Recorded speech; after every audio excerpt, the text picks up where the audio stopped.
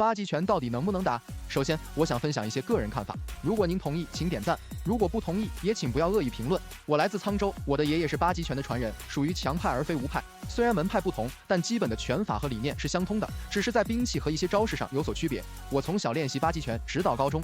后来我学习了2年散打和自由搏击，但在大学离家后，我停止了训练，将武术作为一项爱好。八极拳的招式中很少有纯防守的，它追求的是一击必胜。家族中也有许多针对对手软肋和裆部的招式。虽然有人认为传统武术缺乏实战能力，但我认为这取决于个人。我亲眼见过师叔在烧烤摊上以1敌4，当然也有师兄弟因为技艺不精而吃亏。无论哪种武术，都应该建立在力量和身体素质的基础上。我小时候的训练非常艰苦，包括长跑、俯卧撑和其他力量训练。套路练习让我在实战中能够下意识地使用招式。我承认，在有规则和场地限制的情况下，现代搏击如散打和自由搏击具有明显优势。